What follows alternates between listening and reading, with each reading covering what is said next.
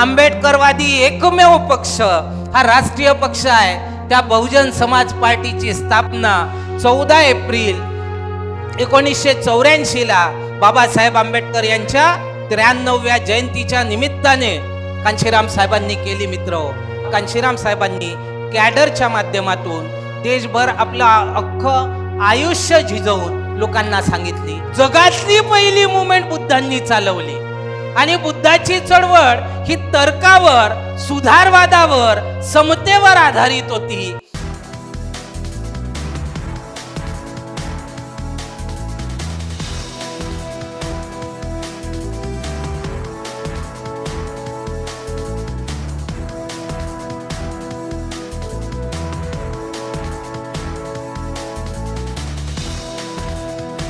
ठेवलेले आहेत.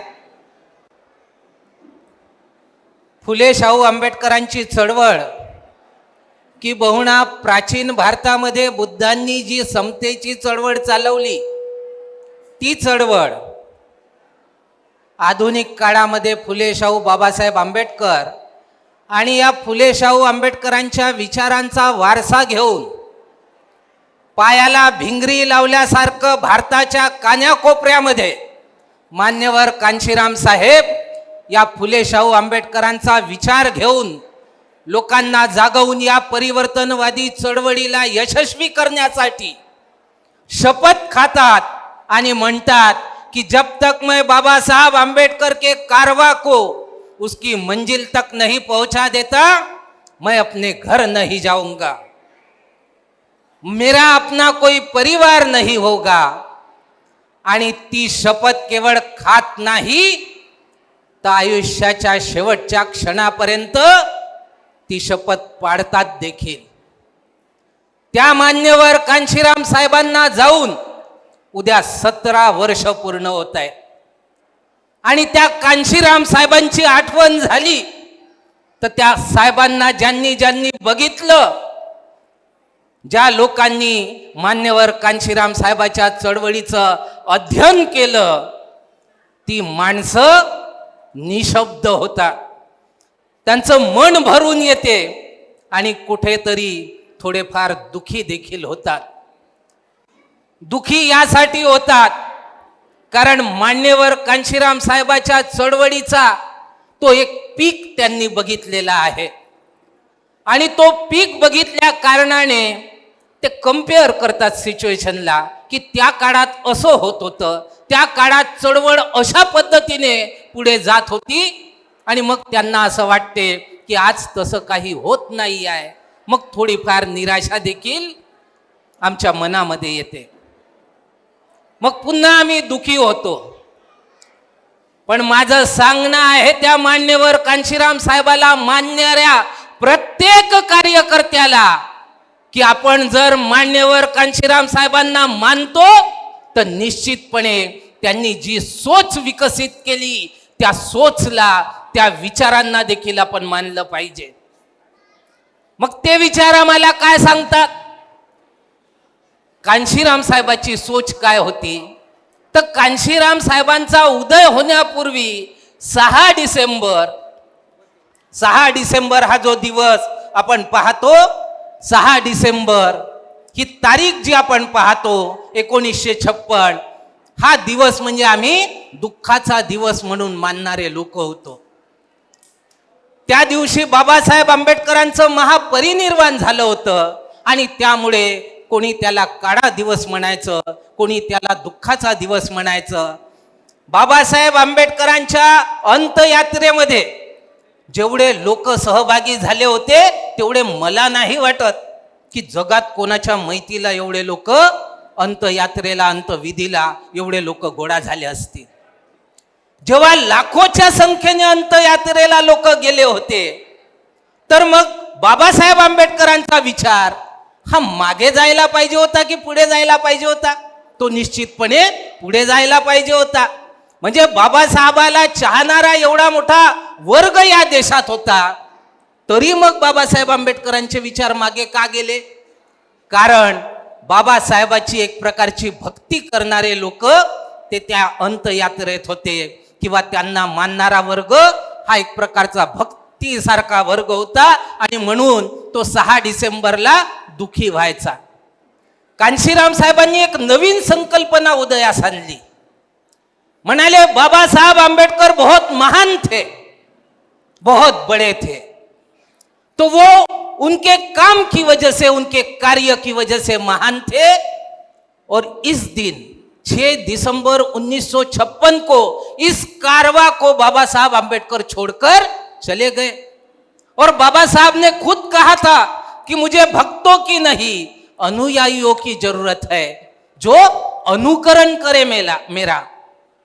पण आपल्याला दिसते की भक्तच जास्त निर्माण झाले, कांशीराम साहेब मात्र अनुयायी निर्माण झाले आणि म्हणाले कि जिस दिन बाबा साहब आंबेडकर इस कारवा को छोड़ कर गए, उसी दिन हमने संकल्प करना चाहिए कि इस कारवा को इसकी मंजिल तक हम लोग पहुंचाएंगे.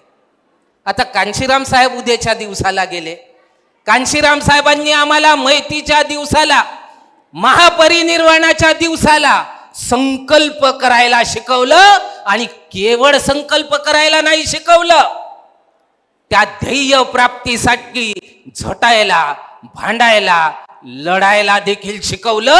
हे कांशीराम साहेबांच्या कार्यकर्त्यांनी कधीही विसरू नये. या अनुषंगाने उद्याचा दिवस एक प्रकारचा पुन्हा आमच्यासाठी संकल्प दिवस आहे. जी मुवमेंट कांशीराम साहेबांनी उभी केली, ज्या मुवमेंटला महाराष्ट्राचे लोक म्हणायचे, बाबासाहेब आंबेडकराला चाहणारे लोक म्हणायचे कि फुले शाहू आंबेडकर के विचार तो अच्छे हैं लेकिन कामयाब हो शकत नहीं. कांशीराम साहेब म्हणायचे कि भाई आपने भरोसा करना चाहिए, आपने विश्वास करना चाहिए. जिस बाबा साहब को आप इतना मानते हो, जिनके जगह जगह पुतले लगाते हो, विहार बनाते हो, वंदन करते हो, उनकी बात पर भी आपने भरोसा करना चाहिए और उस भरोसे के साथ इस कारवा को आगे लेकर जाना चाहिए. आता याची तुलना आपण कार्ल मार्क्स सोबत केली पाहिजे. कार्ल मार्क्स जगातला एक क्रांतिकारक म्हणून ओळखला जातो, ज्याने श्रमिकाची चळवळ जगाला दिली, एक नवीन विचार दिला असं म्हटलं गेलं. बाबासाहेब आंबेडकरांनी त्याच कार्ल मार्क्सची तुलना बुद्धासोबत केली आणि बुद्ध अथवा कार्ल मार्क्स हा ग्रंथ लिहिला. एवढंच नाही, बुद्ध आणि धम्माच्या भूमिकेमध्ये शेवटच्या पॅरेग्राफमध्ये त्यांनी लिहून ठेवलं की बुद्धाची खरी चळवळ समजायची असेल तर 3 भागात मी ते देतो आहे. एक बुद्ध अँड हिज धम्म, दुसरा प्राचीन भारतातील क्रांती आणि प्रतिक्रांती, आणि तिसरा ग्रंथ म्हणजे बुद्ध अथवा कार्ल मार्क्स. त्या कार्ल मार्क्सच्या माहितीमध्ये फक्त 14 लोक होते, म्हणतात कोणी सांगते 5च होते. त्या माहितीतल्या 14 लोकांनी हा निश्चय केला की मार्क्सच्या विचारांना आम्ही मरू देणार नाही, या उलट हा विचार आम्ही जगात पसरवू. आणि मार्क्सचा विचार जगभर पसरला. बाबासाहेबाच्या महापरिनिर्वाण अंतयात्रेला लाखोच्या संख्येने लोक होते, पण विचार लोप पावला, मरत गेला. या अवस्थेत गेला की मान्यवर कांशीराम साहेबांना म्हणावं लागलं, will Ambedkarism revive, and if it revive will it be survive. क्या वो पुनर्जीवित होगा? बाबा साहब का विचार, बाबा साहब की मूवमेंट क्या इस देश में पुनर्जीवित होगी? और यदि वो पुनर्जीवित होती है तो क्या वो दीर्घजीवी रहेगी? अब विचार पुनर्जीवित और दीर्घजीवी होना ये अनुयायियों पर डिपेंड करता है, उनके विचारों को मानने वालों पर डिपेंड करता है. जोसेफ मॅजेनी नावाचा व्यक्ती बोलला होता की म्हणे विचारवंत जो असतो तो कधी मरत नाही, तो शरीराने मरतो पण विचारांनी मरत नाही.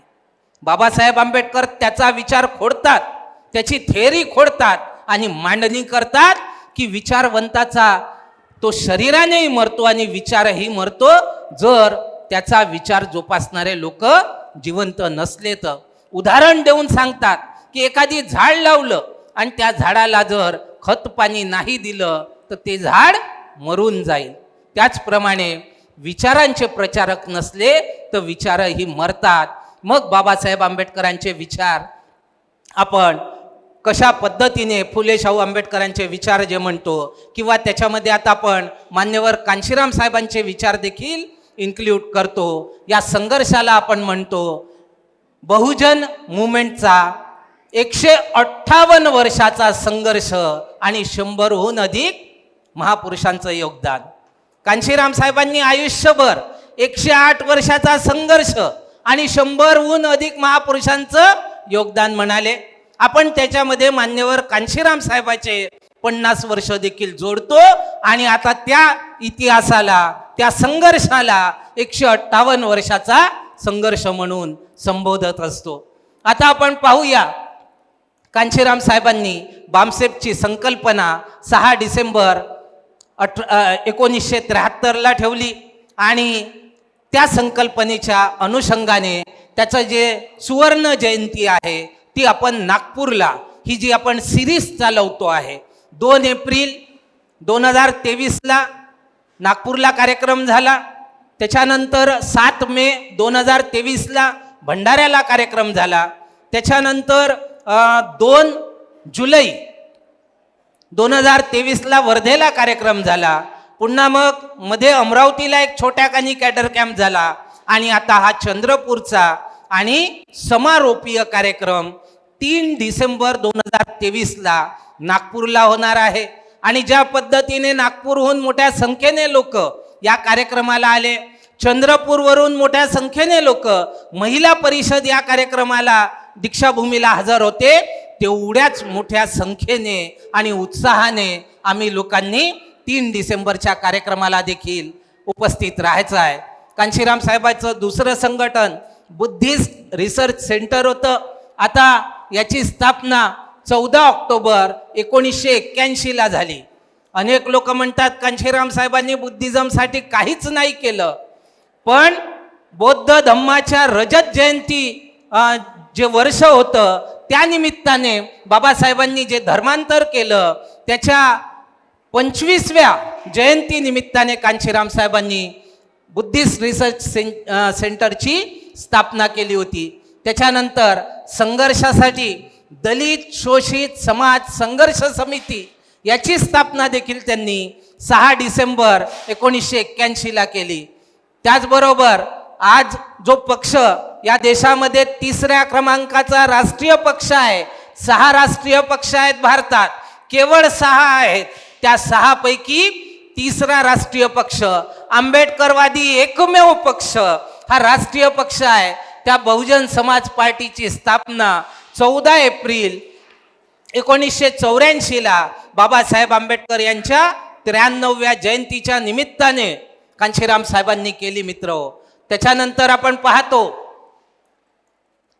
आपल्या अनेक समस्या आहेत, त्या समस्येचं समाधान आम्हाला कांशीराम साहेबांनी दिलं.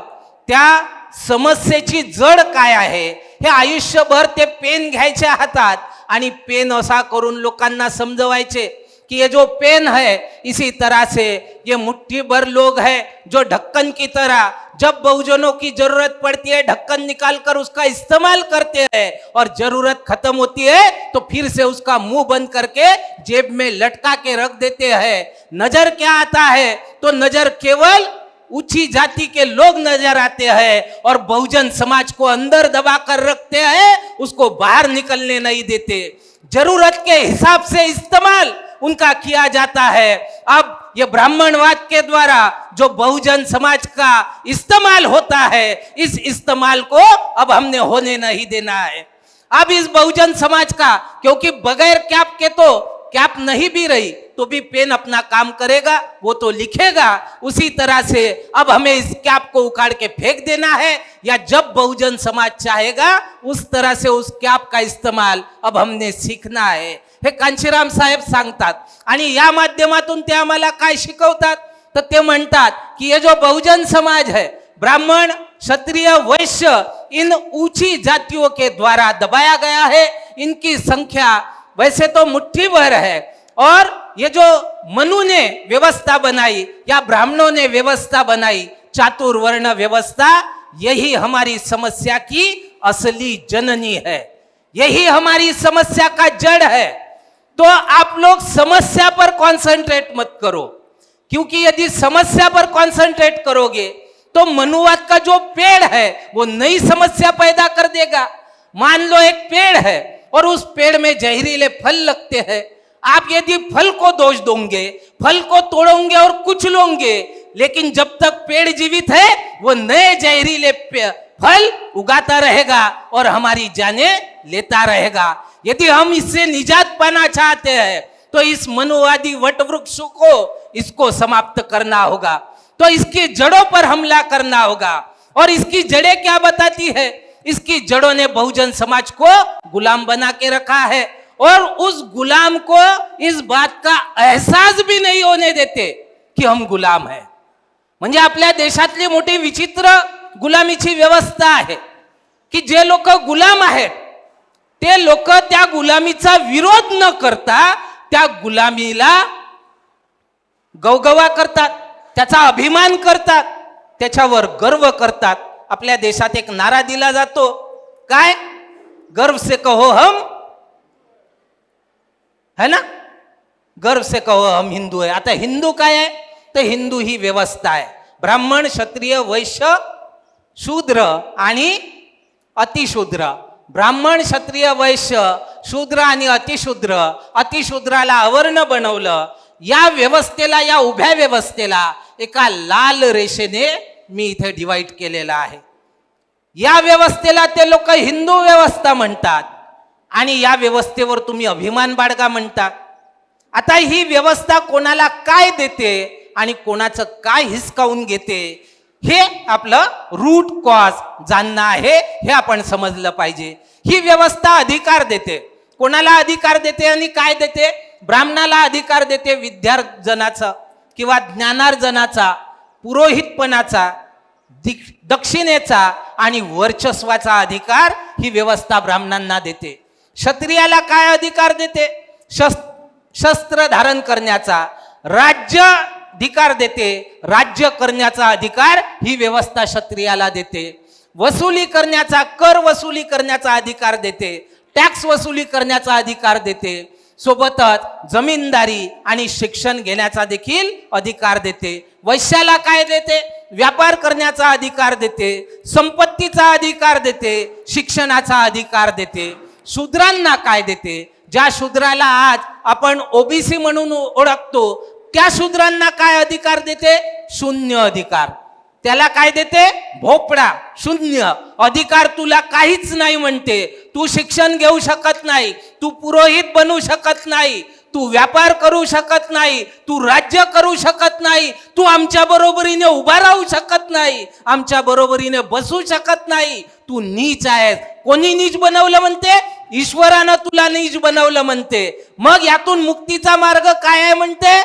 असं सांगितल्या जाते की या वर्षी धर्माप्रमाणे या जन्मी आचरण कर, पुढच्या जन्मी तू मुक्त होशील। आम्हाला पुढचा जन्म वगैरे कोणी पाहिलेला नाही, हे ओळखलं पाहिजे। आणि मुक्ती पाहिजे तर याच जन्मी मुक्ती पाहिजे, हे देखील आम्ही ओळखलं पाहिजे। आणि त्यामुळे याच्या विरुद्ध ज्या लोकांनी ही व्यवस्था बनवली त्या लोकांनी यांना गुलाम बनवलं आणि अज्ञानी ठेवून गुलाम बनवलं, अशिक्षित ठेवून गुलाम बनवलं। आणि त्यामुळे या व्यवस्थेचं ब्राह्मण जसं म्हणतात तसं ते लोक ऐकतात, क्षत्रिय जसं म्हणतात तसं ते लोक ऐकतात। आणि त्यांनी जर आपल्या सोबत बोलले तर आपल्याला मोठेपणा वाटतो, नाही का? म्हणजे एखाद्यानं गटर साफ करावं, गू साफ करावा लोकांचा, आणि तू खूप चांगलं काम करतो असं त्यांनी आम्हाला सांगावं आणि आपण त्याच्यावर अभिमान करावा। असं होते का? निवडणुकीत आपण पाहतो, निवडणुकीच्या काळात 2014 मध्येही पाहिलं आणि 2019 मध्येही पाहिलं की नरेंद्र मोदी नागपुरामध्ये, गडकरी हे भंग्यांच्या वस्त्यात जातात, आमच्या बांधवांच्या वस्त्यात जातात आणि त्यांचा सत्कार करतात की तुम्ही खूप चांगलं काम करून राहिले। बाबासाहेब आंबेडकर या संदर्भात एक गोष्ट सांगतात। बाबासाहेब आंबेडकरांच्या सांगती वराडे गुरुजीने लिहिलेलं पुस्तक आहे, त्या पुस्तकात ते असं सांगतात की म्हणे आमचा एक महार होता, तो महार जो पोरगा होता तो घरी गेला, ताठून बसला ताठून काऊन बसला, त्याला त्याची बायको विचारते काय झालं, म्हणजे अभिमानानं फुगून घरी बसला. त्याची बायको विचारते काय झालं, तो काहीच बोले नाही म्हणे, मस्त असा नाही का ताठून एकदम. दुसरा विचारते काय झालं, तिसरा विचारते, बाजूचा एक म्हातारा येते, अरे काय झालं काय झालं काय, बोलून काऊन नाही राहिला. तो मोठ्या खुशीनं सांगते, पाटील बोलला ना म्हणते माझ्यासोबत. यांना खूप अभिमान होतो, गावातल्या महारासोबत पाटील बोलला म्हणजे खूप मोठी गोष्ट झाली. म्हातारा त्याला कौतुकानं विचारतो, काय बोलला पाटील त्यासोबत. तो म्हणतो, पाटील म्हणाला ना मुलग्यानं तिथं घाण केली आहे ते साफ करून टाक. आणि यानं ते केली. त्या पाटलाच्या पोराचा गू साफ करून याला मोठेपण वाटलं. अशांची जमात अजून संपली नाही. त्यांच्या घरामध्ये आम्ही ड्रायव्हरकी करतो, त्याच्या गाड्या पुसतो, त्याचे संडास साफ करतो, त्याचे घर साफ करतो, त्यांचे कपडे साफ करतो आणि अभिमानाने येऊन आपल्या वस्तीत सांगतो, अमुकाले ओळखतो ना मी. करतो ना. ओळख कशी आहे, तर त्याच्या घरात त्याचं संडास साफ करतो ना, त्याचे गंदे कपडे साफ करतो ना. म्हणजे ज्या गोष्टीवर आम्हाला लाजा वाटायला पाहिजे त्या गोष्टीवर आम्ही अभिमान करतो. आणि म्हणून मी म्हणालो की या देशातील गुलाम आपल्या गुलामीवर अभिमान करतात. म्हणजे आमची लढाई किती खतरनाक आहे, किती मोठी आहे हे आपण समजून घेतलं पाहिजे. याच्या विरुद्ध आपण पुन्हा पाहू. हे अधिकाराचं झालं. कर्तव्य दिले त्यांनी. चातुर्वर्ण व्यवस्था टिकवून ठेवणे हे अलिखित ब्राह्मणाचं कर्तव्य आहे. क्षत्रियाचं काय कर्तव्य आहे, ब्राह्मणाचे रक्षण करणे. वैश्याचं काय आहे, ब्राह्मणाला दक्षिणा, क्षत्रियाला टॅक्स. शूद्राचं काय आहे, विनीत भावनेने तीनही वर्णाची सेवा करणे. आणि अतिशूद्राचं काय कर्तव्य आहे, तर त्यांचे गंदे कामं करणे. त्यांचे ढोरं जर मेले असतील तर मेलेले बदबूदार ढोरं ओढत नेणे. त्यांच्या घरामध्ये जर गू साचला असेल तर तो नेणे. त्यांचे गटार जर भरले असतील तर आजही भारतात मशिना नाही, त्या गटारीत उतरून घमिल्यानं आणि पावड्यानं तो साफ करणे. आणि त्याच्या बदल्यामध्ये अमानुष वागणूक मिळते. तरी देखील जेव्हा गर्व से कहो म्हणण्याची पाळी येते तर जेवढ्याने हा नाही बोंबलत, जेवढ्याने क्षत्रिय नाही बोंबलत, जेवढ्याने वैश्य नाही बोंबलत, तेवढ्याने या देशातला ओबीसी बांधव मोठ्याने बोंबलतो की गर्व से कहो हम. म्हणजे हा जेवढ्या जोरात बोंबलतो ना, असं वाटतं याच्याच खांद्यावर पुरा चार्ज देऊन गेला तो वरचा माणूस नाही का, ही व्यवस्था टिकवून ठेवायला. ही बाब आम्ही समजली पाहिजे. हे या व्यवस्थेचं रूट कॉज आहे. या व्यवस्थेचं बेनिफिशरी आणि विक्टीम आपण लिहिलं. 15% समाज बेनिफिशरी आहे, 85% समाज हा विक्टीम आहे. एकूण संख्या त्यांची आपण सगळ्यांची लिहिलेली आहे. सामाजिक दर्जा आपण लिहिलेला आहे. सर्वोच्च, श्रेष्ठ, उच्च, नीच आणि अतिनीच. थोडंसं फास्ट घेतो कारण मलाही वेळेचं बंधन आहे. मोठा कोण वगैरे ते आहे. ब्राह्मणामध्ये पाळल्या जाते जो अधिक विद्वान तो मोठा, क्षत्रियामध्ये जो अधिक बलवान तो मोठा, वैश्यामध्ये जो अधिक धनवान तो मोठा, शूद्रामध्ये जो वयानं मोठा तो मोठा. कारण याच्याकडे बुद्धीही नाही, बळही नाही आणि धनही नाही.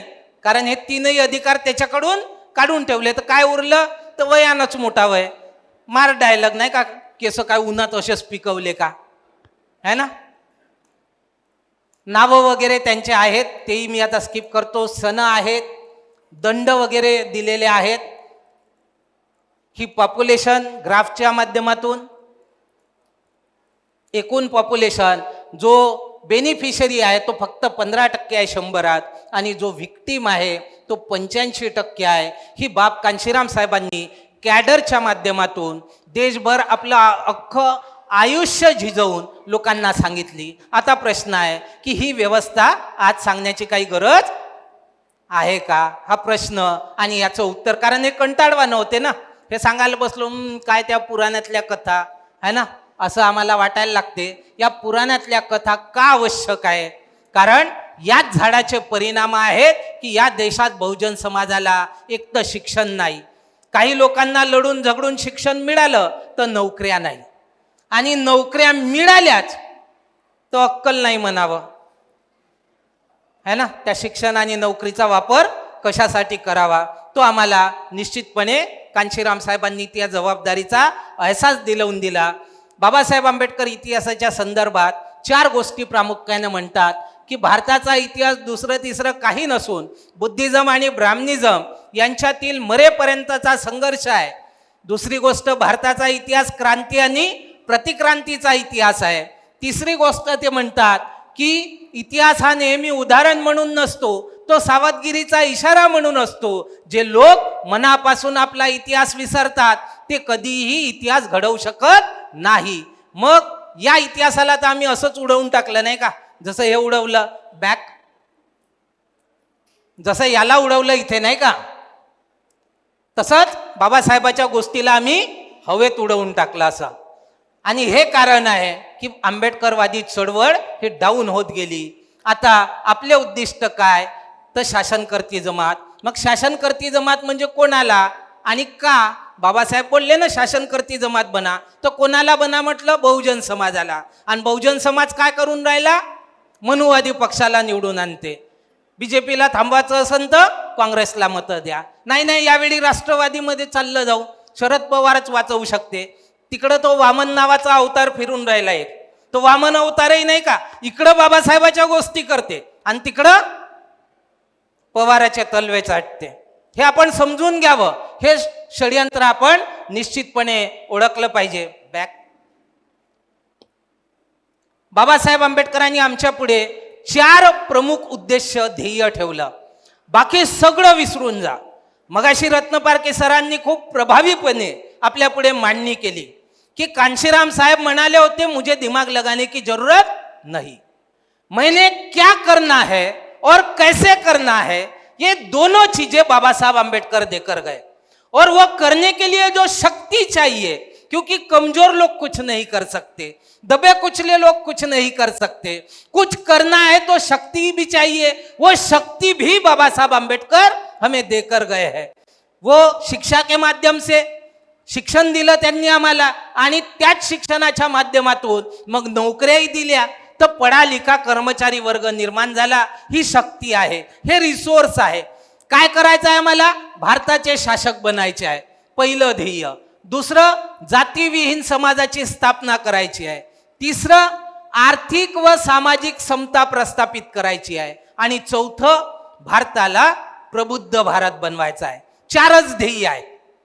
आता या 4 ध्येयाला जर आपण पूर्णत्वास नेलं, यासाठी जर भांडलो, यासाठी जर झगडलो, तर काय आमच्या सगळ्या समस्या सुटतात का की नाही सुटत? आम्ही शिक्षणासाठी बोंबा मारतो, शासक झालं तर शिक्षणाची समस्या एका मिनिटात सॉल्व करता येते. कांशीराम साहेब अनेकदा बोलून गेले, जब भी हमारी सत्ता आती है इस देश में शिक्षा का राष्ट्रीयकरण होगा. राष्ट्रीयकरण, केजी से पीजी तक सारा एजुकेशन ये फ्री और कंपल्सरी होगा. आणि हे शाहू महाराजांनी करून दाखवलं. प्रायमरी एज्युकेशन फ्री आणि कंपल्सरी.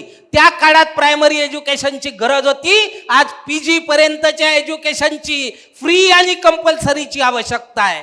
हे जे दुकानदाऱ्या मांडल्या आहे ना शिक्षणाच्या, आणि मोठे बोके बनवून बहुजन समाज गिळून राहिले, हे शिक्षणाच्या माध्यमातून मोठ्या प्रमाणात होत आहे. या बोक्यांना एका झटक्यामध्ये जमिनीवर आदळता येते, एका झटक्यात, जर सत्ता असली तर. सत्तेशिवाय नाही होत. मग सत्ता असली, इकडे आमचे पोट्टे बोंबा मारतात, हे नाही होऊन राहिलं, ते नाही होऊन राहिलं, अमुक नाही भेटत आहे. अरे तर यानं लढायानं लढा ना, सिपाही बना ना.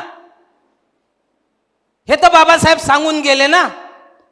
एक जमात एका पिढीनं जर छातीला माती लावली आणि जमिनीत गडायला तयार झालं, एका पिढीमध्ये येणाऱ्या 100 पिढ्या आमच्या सुखसोयीचं जीवन जगू शकतात. पण इथं कोणी छातीला माती लावायला तयारच नाही, गडायला तयारच नाही. बी माहित आहे ना, बी फळाचं झाड असेल आणि फळं पाहिजे असतील तर ती बी घेऊन आधी जमीन खोदावं लागते, त्या जमिनीत त्या बीला गडावं लागते, त्या गाडलेल्या जमिनीमध्ये खत पाणी द्यावं लागते आणि मग तिथून एक वृक्ष उगवते आणि त्या वृक्षाला फळं लागतात. हे फळं खाणारे लोक इथे बसले आहेत. हा बामसेपचा जो वर्ग आहे ना, हा फळं खाऊन राहिला, तर ते जमिनीत कोण गळले होते?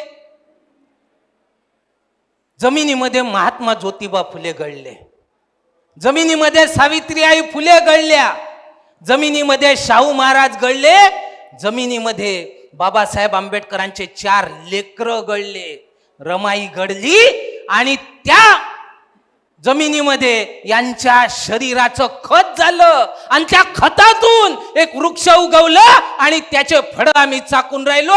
त्या जबाबदारीचा थोडासा अहसास ठेवा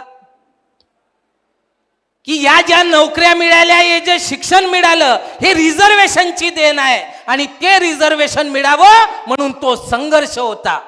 बाबासाहेबाच्या म्हटल्यावर त्या काळातल्या आमच्या अशिक्षित लोकांनी चळवळीत भाग घेतला, तेव्हा लाखोच्या संख्येनं आज नोकऱ्या पैदा झाला ना, कर्मचारी वर्ग पैदा झाला, हे विसरता कामा नये. आणि या लाखो लोकांनी चळवळीत भाग नाही घेतला, तरुण पिढीच्या नोकऱ्या हिसकावून पडून राहिल्या, याचं थोडस तर भान ठेवा. बह्याडासारखे आम्ही जास्त जो डोकं लावतो. काय डोकं लावतो? आता नोकऱ्या बंद होऊन राहिल्या तर आपण आता व्यापाराकडे वळलं पाहिजे, धंदे केले पाहिजे. त्याला नाव काय देतो? बिझनेस. तुमच्या माहितीसाठी सांगतो, मी म्हणतो तर स्वीकारा असं नाही, वाईट वाटून घेऊ नका, पटलं तर घ्या, नाही तर सोडून द्या. पगल्यासारखा हा काही बडबड करतो म्हणा, दुर्लक्ष करा. नाही का असे अनेक वेळे या समाजामध्ये या चळवळीत झाले, त्यातला एक मी झालो तर काही मोठी गोष्ट नाही. एक विचार करा, मोदीची सरकार आल्याबरोबर पहिला ठराव झाला कोणता? आत्मनिर्भर आणि टेक्निकल एज्युकेशन. टेक्निकल एज्युकेशन म्हणजे काय हो? ITI. ITI म्हणजे काय? सुतारकी काम शिकवू तुम्हाला, लोहाराचं काम शिकवू, है ना, मोबाईल रिपेरिंगचं शिकवू, अमुक शिकवू, ढमक शिकवू. मग जुनी जाती व्यवस्था काय होती हो? हा, जुनी जाती व्यवस्था काय होती? हीच तो होती ना. मग त्या जुन्या जाती व्यवस्थेला नव्याने रुजवण्याचं षडयंत्र ते रचतात, हे आमच्या बैताड डोक्यांना समजत कसं नाही हो? नाव गोड देतात बिझनेस, आणि पांठेलेवाल्यालाही वाटते मी बिझनेस करतो. इंग्रजीमध्ये टर्नओव्हर सांगतो, है ना, आणि रोजी सांगतो 1,500-2,000 हजार तर असाच कमवून घेतो. या प्रकारचं षडयंत्र आपण ओळखलं पाहिजे. ही पहिली गोष्ट, शासक बना, सगळ्या समस्या सुटतात. दुसरी गोष्ट, जातीविहीन समाजाची स्थापना करते. या जातीच्या कलंकानेच आम्हाला अपमानित केलं, आम्हाला विषमतावादी ट्रीटमेंट दिली. बाबासाहेब आंबेडकर एवढे उच्च शिक्षित होते, तरी बडोद्यातला तो जो अकाउंट सेक्शनचा चपराशी होता, बाबासाहेब आंबेडकर अकाउंट्स ऑफिसर होते, हा चपराशी फाईल फेकून द्यायचा. शिक्षणानं बाबासाहेबाचा दर्जा खूप वर होता, त्या चपराशाची अवकात नव्हती बाबासाहेबाच्या पायाच्या धुळीची बरोबरी करायची.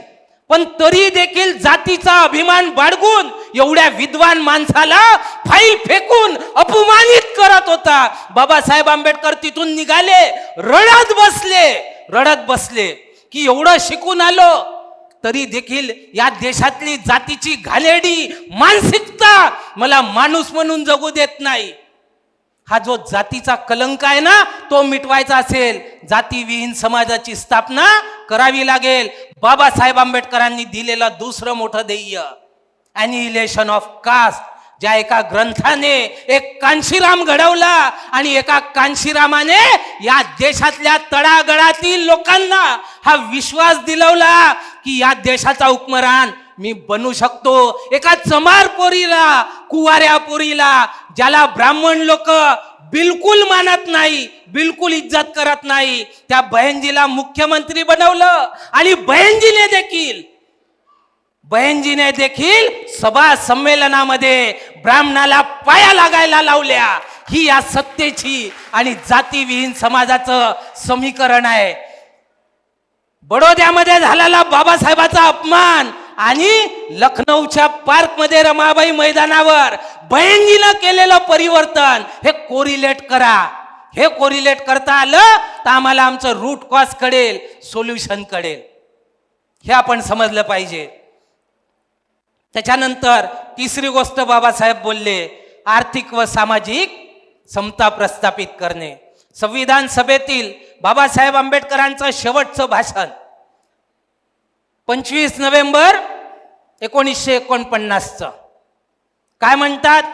We are going to enter in to the life of contradiction from 26 January 1950. आम्ही लोक 26 नोव्हेंबर 1950ला विसंगत युगामध्ये प्रवेश करत आहोत. विसंगत युगात काय विसंगती होती? बाबासाहेब म्हणतात की या देशामध्ये एकीकडे राजकीय समानता आम्ही प्रस्थापित केली आहे. राजकीय समानता आम्ही प्रस्थापित केली आहे आणि दुसरीकडे एकीकडे या देशामध्ये राजकीय समता प्रस्थापित आम्ही केलेली आहे. One man one vote, one vote one value हे तत्व आम्ही या देशामध्ये रुजवलं आहे. दुसरीकडे या देशात आर्थिक आणि सामाजिक विषमता असेल. जर लवकरात लवकर या देशातील सत्ताधाऱ्यांनी ही विषमता दूर नाही केली तर या विषमतेने ग्रसित लोक ही लोकशाही उद्ध्वस्त करतील अशी भीती आमच्या पुढे आहे. कोणी करायचं आहे आर्थिक आणि सामाजिक समता? विषमता कोणी दूर करायची आहे? बाबासाहेब म्हणतात सत्ताधाऱ्यांनी. कारण ती करण्याची शक्ती ही सत्ताधाऱ्यांना या लोकशाहीने, या संविधानाने दिलेली आहे. कारण सत्ताधारी, पार्लमेंटमध्ये बसणारे लोक, असेंब्लीजमध्ये बसणारे लोक हे कायदे बनवतात, कायदे. आणि त्या कायद्यामध्ये एवढी ताकद आहे की हे केल्या जाऊ शकते, हे बाबासाहेब बोलतात. आणि मग आपण पाहू बॅग घे.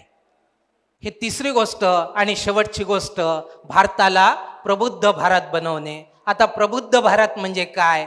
एनलायटन्ड इंडिया, बुद्धिस्ट इंडिया नाही, एनलायटन्ड इंडिया. आणि प्रबुद्ध भारत म्हणजेच बुद्धिस्ट भारत. कारण ज्या लोकांना जागृत करायचं आहे तर लोकांना जागृत करण्याची जगातली पहिली मुवमेंट बुद्धांनी चालवली. आणि बुद्धाची चळवळ ही तर्कावर, सुधारवादावर, समतेवर आधारित होती. आणि जे लोक तर्कवाद स्वीकारतात, जे लोक सुधारवाद स्वीकारतात ते जागृत लोक असतात. गुलाम लोक तर्कवाद आणि सुधारवाद स्वीकारत नाही, ते परंपरावाद जोपासतात. माझ्या बापानं असं केलं मी असंच करीन, माझ्या आज्यानं असं केलं मी असंच करीन, या पद्धतीची व्यवस्था ते लोक राबवतात. ही बाब आपण प्रामुख्याने लक्षात आणली पाहिजे. हे 4 ध्येय बाबासाहेब आंबेडकरांनी आमच्या पुढे ठेवलं. 1, शासनकर्ती जमात बना, जातीविहीन समाजाची स्थापना करा. तिसरी गोष्ट, आर्थिक आणि सामाजिक समता प्रस्थापित करा. आणि चौथी गोष्ट, भारताला प्रबुद्ध भारत म्हणजे जागृत भारत, एनलायटन्ड इंडिया बनवा. ही बाब बाबासाहेब आंबेडकरांनी आमच्या पुढे ठेवली.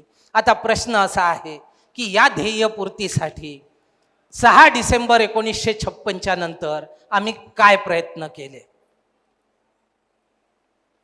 तेव्हापासून आजपर्यंतचा आपण लेखाजोखा घेऊ. थोड्या वेळासाठी कांशीराम साहेबाची मुवमेंट बाजूला सारू, महाराष्ट्राचा विचार करू. कारण महाराष्ट्रामध्ये कांशीराम साहेबांची मुवमेंट अजूनही यशस्वी झाली असं म्हणता येत नाही. का असं म्हणता येत नाही? कारण एकही आमदारानं, खासदार आपण आजपर्यंत काढून दाखवला नाही. आणि आजही निवडणुकीच्या वेळेला आमच्यातले विद्वान आपली विद्वत्ता पाजरतात. काय म्हणतात? बीजेपीला थांबवायचं असं तर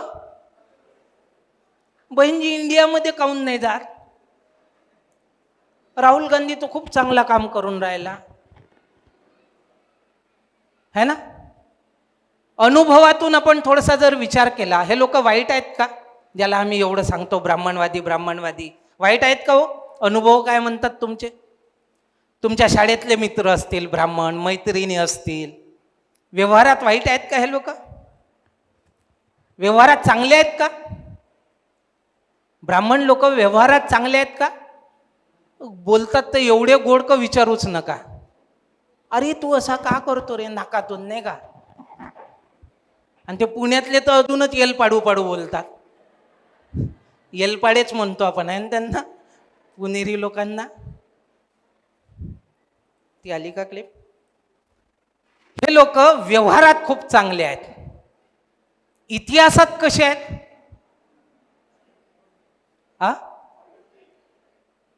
आता कॉन्ट्रॅडिक्शन झालं. एखादी व्यक्ती व्यवहारात खूप चांगला आहे आणि इतिहासात खूप खराब आहे. कोणती गोष्ट गृहीत धरून आपण पुढे वाढलं पाहिजे? इतिहास ना. आमचे लोक इतिहास वाचतच नाही. आणि माझा अनुभव असा आहे म्हणतात ना, अनुभवाच्या मागे जातात आणि खड्ड्यात जातात मग पुन्हा बोंबा मारतात. मग या दिशेने आंबेडकरवादी चळवळ ही यशस्वी झाली की अपयशी? कारणे काय आणि जबाबदार कोण? कोणत्या दिशेनं? आपण 4 निकष ठेवले, 4 गोल ठेवले बाबासाहेब आंबेडकरांनी आपल्या पुढे. तेच गोल आपण आपल्या पुढे ठेवू. शासनकर्ते झालो का? 288 आमदार आहेत महाराष्ट्रात. आम्ही किती काढले? अहो, पास होणं तर सोडा, साधं खातं नाही उघडलं, 0वर आउट होऊन राहिलो. 1984ला BSP बनली तर तिथं आम्हाला नंबर मिळतात 0. शासकच नाही. मग दुसरा गोल काय आपला? जातीविहीन समाजाची स्थापना. जातीविहीन समाजाची स्थापना होऊ शकेल का शासकच नाही तर? तुमचं कोण ऐकते? तुम्ही आंबेडकरांची रिंगटोन वाजवता आणि तुमच्या पोराला ठेचून मारतात. कधी खैरलांजी घडते, आमच्या आई बहिणींची आबरू धिंड काढून तुकडे तुकडे करून जीव घेतात. 4 दिवस आम्ही रस्त्यावर बोंबा मारतो, जिंदाबाद मुर्दाबाद म्हणतो, पण जी व्यवस्था, जी मानसिकता आमच्या आई बहिणीची धिंड काढते, त्या व्यवस्थेला उलटवण्यासाठी प्राणपणाला लावून झटत नाही. तिथं किती अंक मिळतात मग? 0. तिसरं काय आहे? आर्थिक आणि सामाजिक समता मिळाली का? नाही मिळाली. नंबर किती देऊ? 0. चौथं, एनलायटन्ड इंडिया. याच्यामध्ये थोडंसं विसंगत होऊ शकते, कारण महाराष्ट्रात दलित समाजात सर्वाधिक PhD केलेले लोक आहेत. बरं, PhD फक्त भारतातून नाही केल्या, विदेशातून करून आलेले आहेत.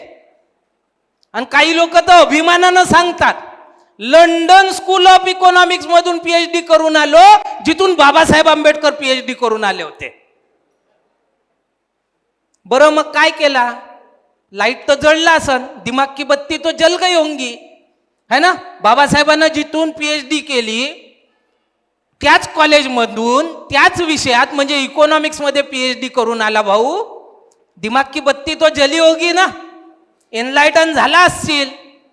कोणत्या निष्कर्षाला पोहोचला? तर 2019 मध्ये मी स्वतः नागपुरात पाहिलं असा एक माणूस, नाव नाही घेत मी, UPSCचा चेअरमन. लहान पोस्ट आहे का? लहान पोस्ट आहे? नाही आहे. काय प्रचार करत होता? BJPला थांबवायचं असन तर काँग्रेसला मतं दिली पाहिजे. झाला का एनलायटन? याला एनलायटन म्हणू का? ज्या बाबासाहेब आंबेडकरांनी त्या काँग्रेस विषयी सांगितलं की काँग्रेस हे जडतं घर आहे, त्या घरात जाणतं जडून खाक व्हान. दुसरी गोष्ट म्हणाले, काँग्रेसचं 4 आण्याचं सदस्य होऊ नका. तिसरी गोष्ट म्हणाले की ज्या पद्धतीनं मालिक आपल्या कुत्र्याला पट्टा लावून ठेवतो, काँग्रेसचं तिकीट म्हणजे पितळेचा पट्टा आहे. एवढ्या गोष्टी बोलल्यानंतरही त्याचीच तिकीट घेतात आणि तिथंच जाऊन धसतात. एनलायटन म्हणाव का यांना? एनलायटन म्हणाव? मग तुमच्या PhD काही कामाच्या आहेत का? इथं आपल्या बांधवांना नाही म्हणत, नाही तर सर म्हणतील. सर तुम्हाला नाही म्हणत, ते त्या लोकांना म्हणतोय, ते त्या लोकांना म्हणतो आहे. तर आपण हे जे डोक्यावर घेणं आहे ना, विदेशातून शिकून आला म्हणजे हा एनलायटन्ड आहे, खूप ज्ञान प्राप्त झालं, त्याला बोलवा सभेला, कार्यक्रमाला, आंबेडकर जयंतीला. बंद करा एखादी माणूस 10वा वर्ग नापास असेल पण बाबासाहेबाच्या मार्गावर चालत असेल, त्याचा उदो उदो करा, त्याला मान सन्मान द्या. या अशा फडतूस लोकांना भीक घालू नका, भीक घालू नका. एक वर्ग आहे, मोठे क्लासेस चालवतो फॉरेन मध्ये शिक्षण. अबे काय करतं फॉरेनचं शिक्षण? ते गेले होते ना 31, किती दिवे लावले माहित आहे ना? गेले ना 47 आणि 48 मध्ये. पहिल्या बॅच मध्ये बाबासाहेबांना 15 लोक पाठवले, सरकारकडून स्कॉलरशिपची व्यवस्था केली. दुसऱ्या बॅच मध्ये 16 लोक गेले, 15 स्कॉलरशिपवर आणि आपल्या चंद्रपूरचे राजाभाऊ खोब्रागडे स्वतःच्या खर्चावर. काय दिवे लावले? बाबासाहेब आंबेडकर म्हणाले होते, भूमिका काय होती समजून घ्या. एक आंबेडकर विदेशातून शिक्षण घेऊन आला, भारतामध्ये एवढं परिवर्तन केलं, माझे अधिक बांधव जाऊन फॉरेन मधून एज्युकेट होऊन येतील, या चळवळीला गती येईल. काय हेतू होता बाबासाहेबाचा? उच्च शिक्षण घेऊन येतील आणि समाजाचं काम करतील. काय केलं या लोकांनी? उच्च शिक्षण घेऊन आलं, मोठ्या नोकऱ्या घेतल्या आणि ज्या वस्तीत राहत होते ते घर सोडलं, कॉलन्यात गेले आणि वस्तीतले लोक भेटायला आले, तो ओळखही दाखवत नाही. केवळ वस्तीतले नाही, अनेकांना तर मायबापाला घरी येण्यास मनाई करून टाकली. हे एज्युकेशन आमच्या कामाचं नाही. हेच ते लोक ज्यांच्या संदर्भात बाबासाहेब आंबेडकर रडले. नानकचंद रत्तू त्यांच्या पुस्तकात लिहितात. काय लिहितात? कि मुझे पढ़े लिखे लोगों ने धोखा दिया, मैं सोचता था ये लोग पढ़ लिख जाकर अपने बहुजन समाज के लिए कुछ करेंगे, लेकिन मैं देखता हूं कि मेरे इर्द गिर्द क्लर्कों की भीड़ इकट्ठा हो गई है और वे केवल बीवी बच्चे पालने में लगे हैं. क्या करने में लगे हैं? बीवी बच्चे पालने में लगे हैं.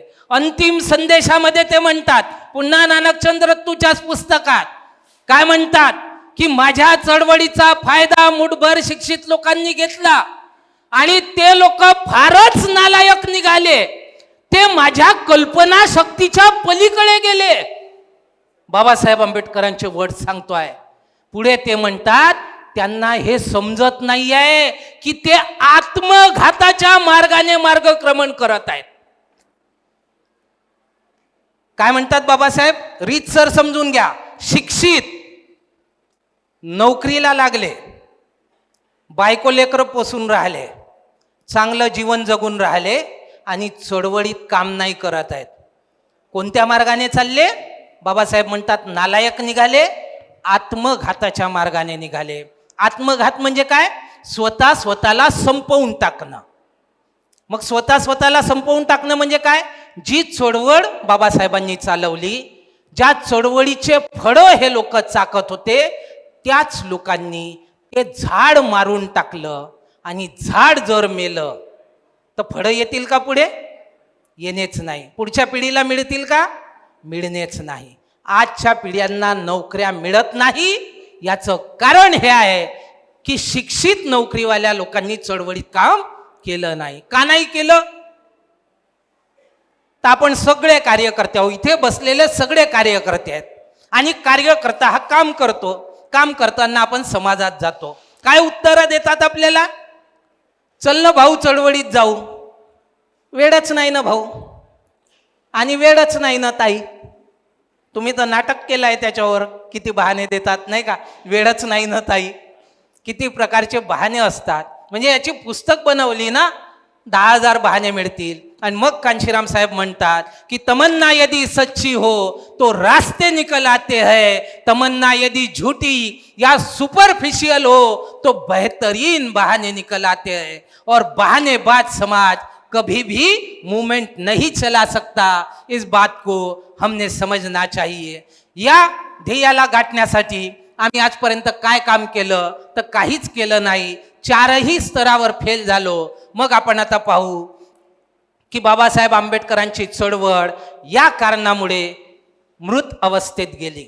आता आम्ही काय काम केलं ना काय नाही केलं हे थोडक्यात मी सांगेल, खूप वेळ नाही आहे.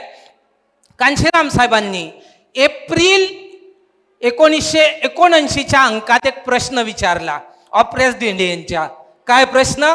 Will Ambedkarism revive and survive. मग आपण पाहू याचा आन्सर देताना कांशीराम साहेब रत्नपारखे सरांनी ते सगळी व्याख्या वाचून दाखवली की आंबेडकरवाद वस्तुता क्या है।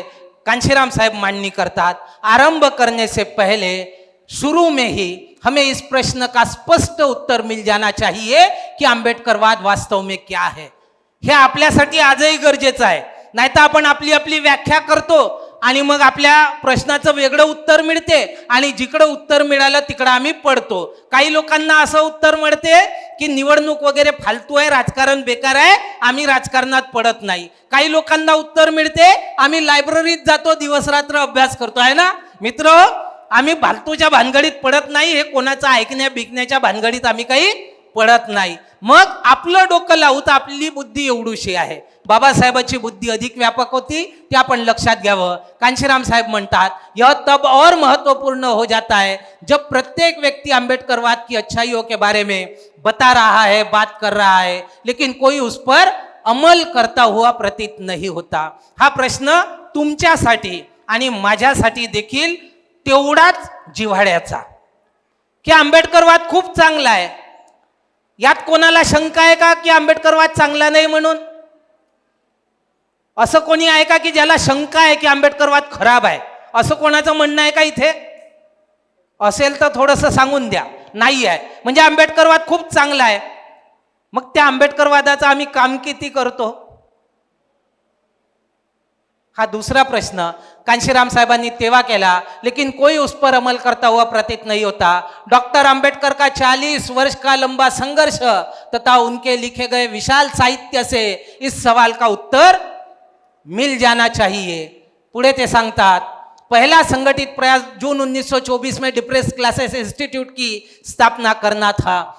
हमें देखना है कि उन्होंने स्वयं इस संस्थान के विषय में क्या कहा था। डिप्रेस क्लासेस इंस्टीट्यूट एक डिप्रेस क्लासेस के लोगों का संगठन है जो डिप्रेस क्लासेस के हितों के लिए डिप्रेस क्लासेस के लोगों द्वारा चलाया जाता है। संस्थान का उद्देश्य उनकी वर्तमान दबी कुचली स्थिति से निकालकर उनको सामाजिक और राजनीतिक समता भारतीय समाज में प्राप्त हो तथा उनके आर्थिक कल्याण में वृद्धि हो, यह है। क्या इस परिभाषा से हमारे पहले प्रश्न का उत्तर प्राप्त होगा? पुढे ते म्हणतात कि ईमानदार और निष्कपट व्यक्ति के लिए ऊपर दी गई परिभाषा पर्याप्त हो सकती है। इसमें कोई कमी है तो संघर्ष का लंबा इतिहास तथा इस परिभाषा के लेखक द्वारा छोड़ा गया पर्याप्त साहित्य हमारे समक्ष एक स्पष्ट उत्तर प्रस्तुत कर देता है। लेकिन वास्तविक रूप से व्यवहार में न केवल इस परिभाषा के ही बहुत से अर्थ निकाले जाते हैं, बल्कि आंबेडकरवाद की अन्य अवसरों पर स्पष्ट व्याख्या होने के बाद भी विभिन्न अर्थ निकाले जाते हैं। यहां से उलझन शुरू होती है। वास्तव में ऐसा प्रतीत होता है कि जो आंबेडकरवाद को नष्ट करना चाहते हैं वही जानबूझकर उलझन पैदा करते हैं। इसको हमें समझना है। लेकिन बाबा साहब के लेफ्टिनेंटों द्वारा जानबूझकर इस तरह की उलझन का पैदा होना स्थिति को बुरी तरह अस्त व्यस्त कर देता है। आणि पुढे ते म्हणतात, आंबेडकरवाद के दुश्मनों द्वारा जानबूझकर पैदा की गई भ्रम की स्थिति को दुर्भाग्यवश पुढे पुढे आहे। आणि शेवटी ते असं म्हणतात की जो जो अत्याचारों की तीव्रता बढ़ती है, दलित जनता की आंबेडकरवाद के प्रति लगाव बढ़ते जाता है। ऐसे में हमें यह स्पष्ट करना होगा कि कौन असली आंबेडकरवादी है और कौन आंबेडकरवाद का ढोंग कर रहा है। प्रामाणिक कार्यकर्त्यांचा अभाव, मग आम्हाला यश मिळवायचं असेल तर प्रामाणिक कार्यकर्ते आम्हाला निर्माण करावे लागतील।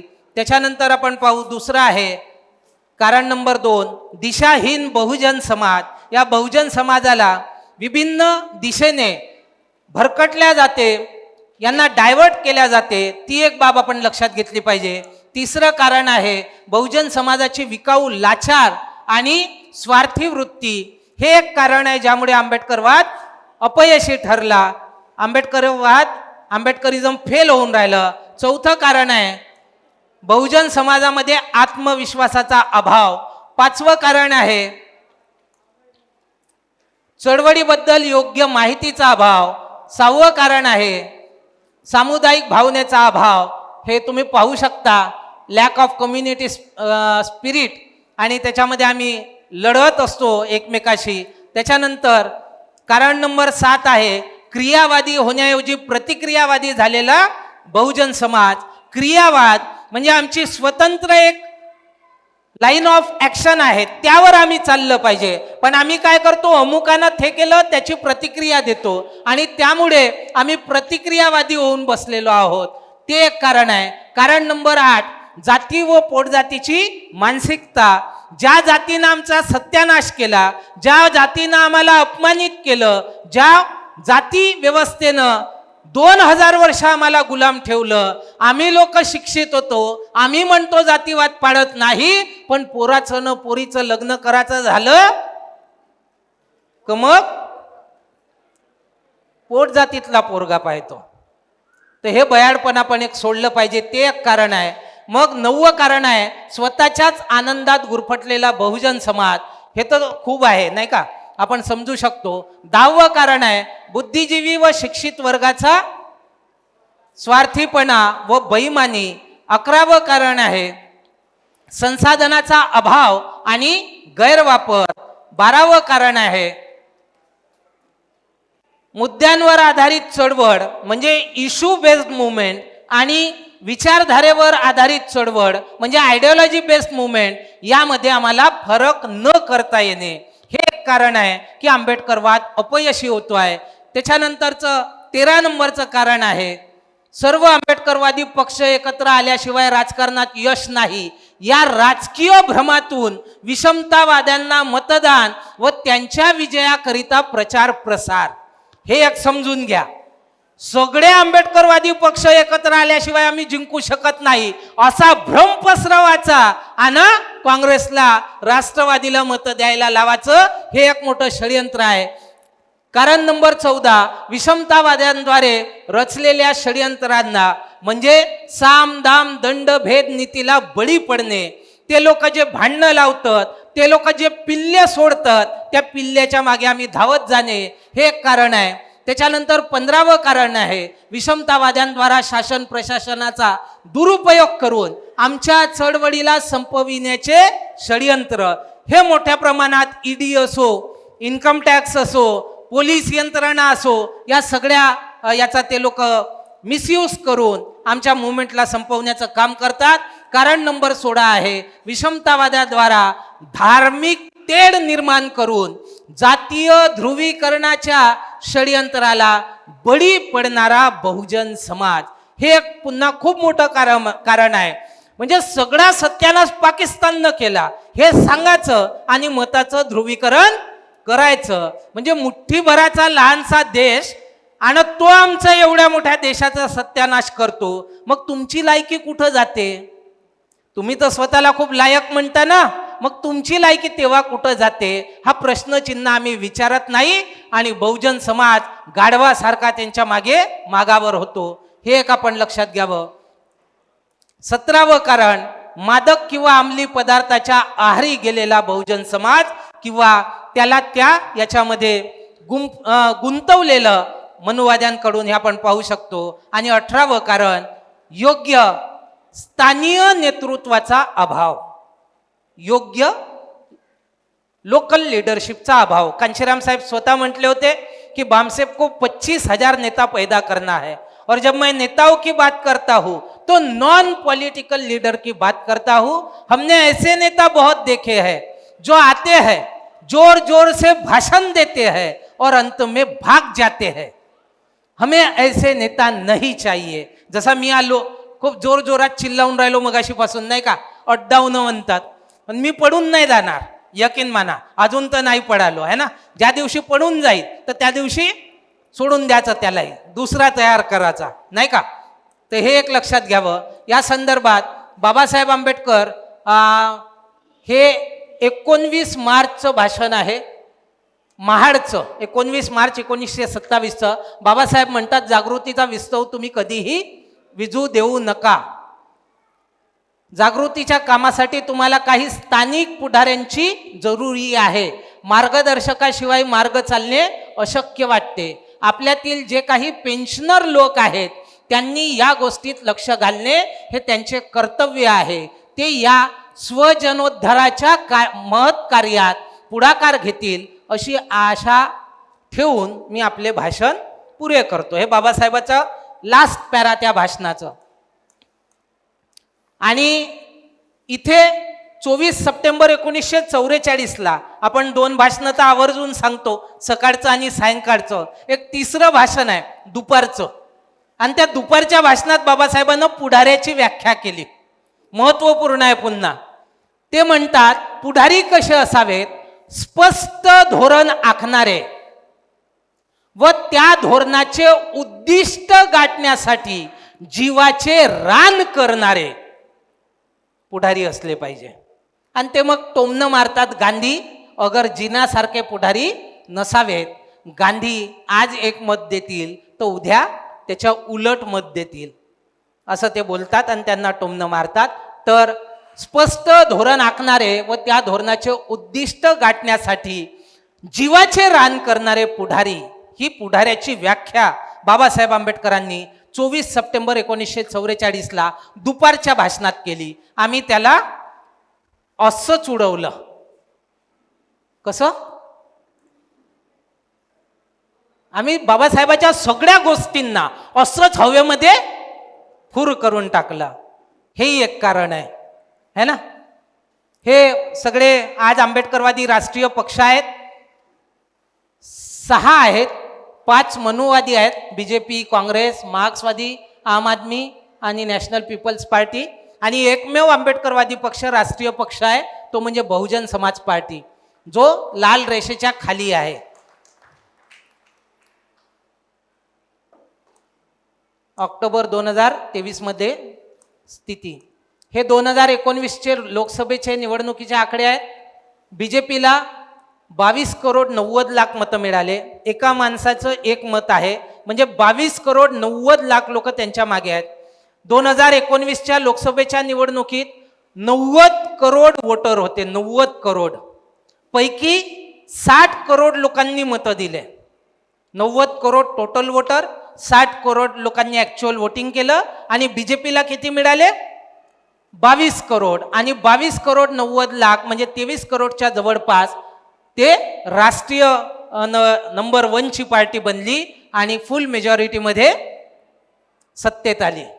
त्याच्यानंतर काँग्रेस 11 करोड 94 लाख, तृणमूल काँग्रेस होतं 2 करोड 49 लाख, बहुजन Samaj party 2 crore 22 lakh, communist party मार्क्सवादी 1 करोड 7 लाख, शरद पवाराची एनसीपी 85 लाख आणि कम्युनिस्ट पार्टी 35,76,000. ही एकूण स्थिती होती 2019च्या लोकसभा निवडणुकीच्या अकॉर्डिंग. 19च्या निवडणुकीच्या हिशोबानं देशात 671 पक्षांनी निवडणूक लढवली टोटल.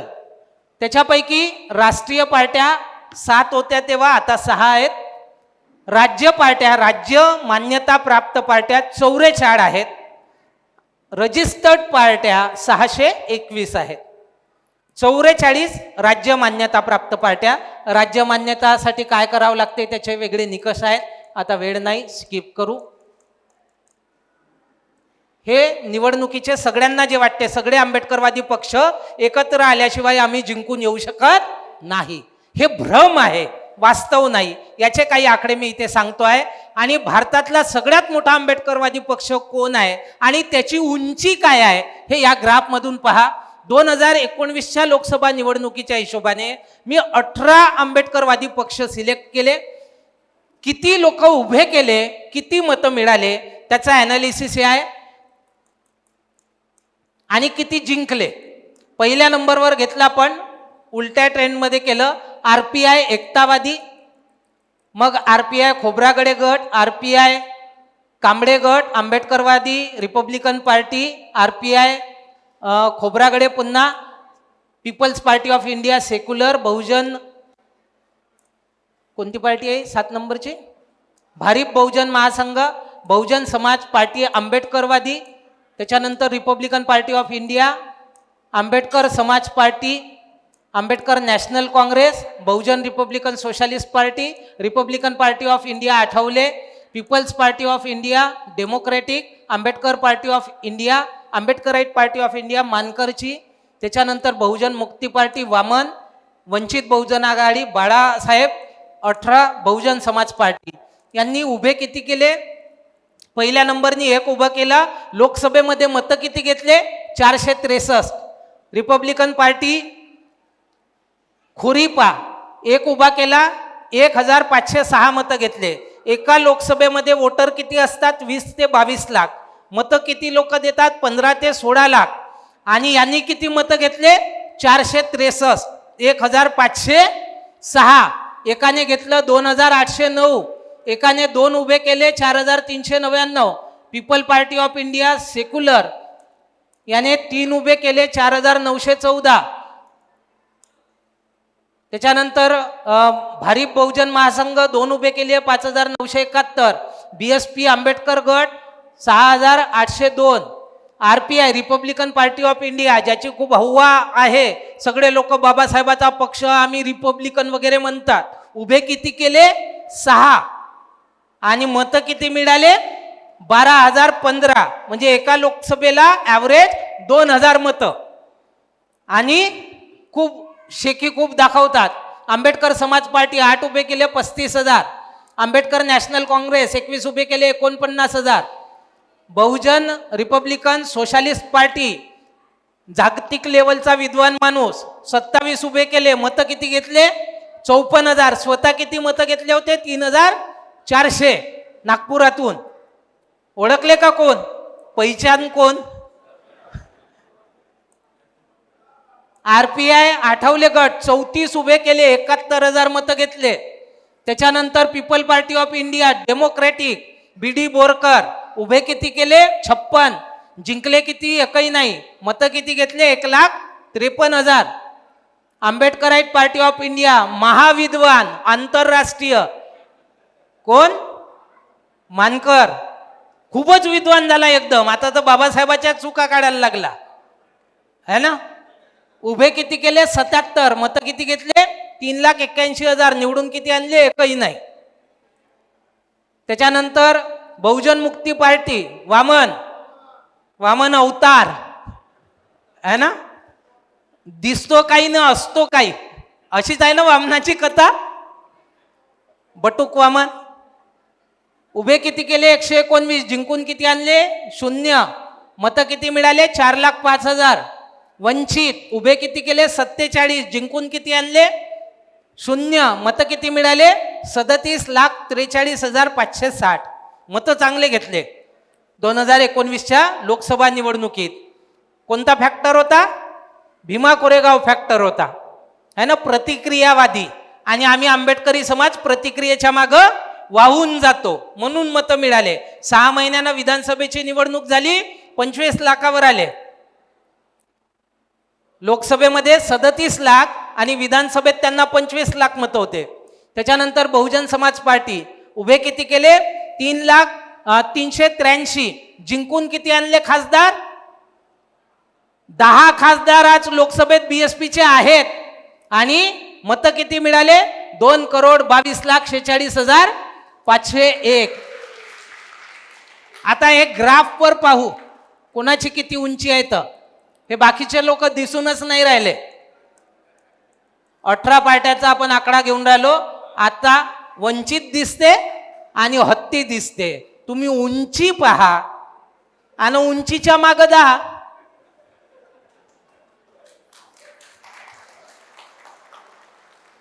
आम्ही काय करतो? उंची गिंची काही पाहत नाही आणि म्हणतो तो मोठा.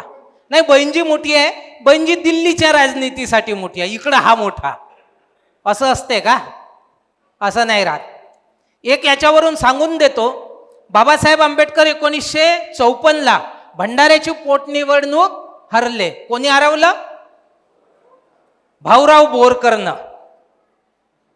तो बाबासाहेबाचा जुना सहकारी, काँग्रेसनं त्याला लाचलुचपत दिली, फोडलं आणि बाबासाहेबाच्याच विरोधात उभं केलं आणि तो जिंकून आला. आणि आपल्या लोकांच्या अंगात लवकर येते का? साधं चपरासी झालं तरी अंगात येते. तो तर खासदार झाला होता है ना.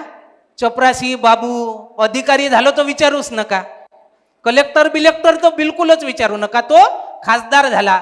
तो खासदार झाला तर बाबासाहेबाला टोमणं मारायला गेला.